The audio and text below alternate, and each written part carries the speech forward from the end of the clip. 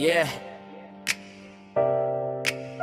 Para sa mga naloko na isip muna bago sumugal. Yo.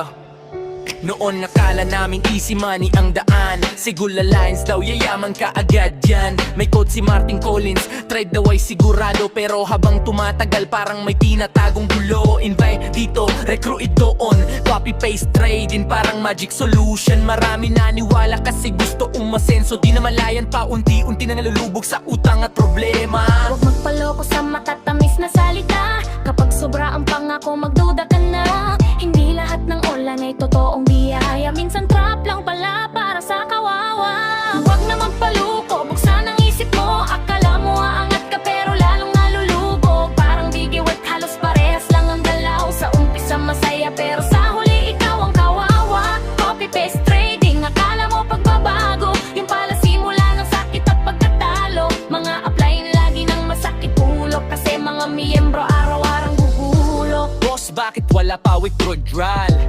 Boss, bakit pending hanggang ngayon? Mga tanong pa ulit-ulit sa GC araw-araw. Pero yung sagot pa ikot-ikot parang walang katapusan. May iba umutang pa para makasabay. Umaasang isang araw buhay ay gagaan. Pero ang ending stress at sama ng loob. Pinagpaguran mong pera parang bula na nalunod. Kaya bago magtiwala, mag-research muna. Hindi puro hype at screenshot lang ang basihan. Trabaho pa rin ang tunay na pundasyon. Hindi shortcut na puro ilusyon.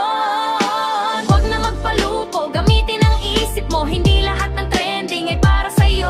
Mas mabuti pang dahan-dahang umasenso kaysa isang iglap mawala ng todo. Copy-paste trade, hindi laging panalo. Kapag mali ang sistema, tao ang talo. Kaya ingat kapatid sa mga pangakong sobra. Baka sa huli pagsisisi ang kapalit nito.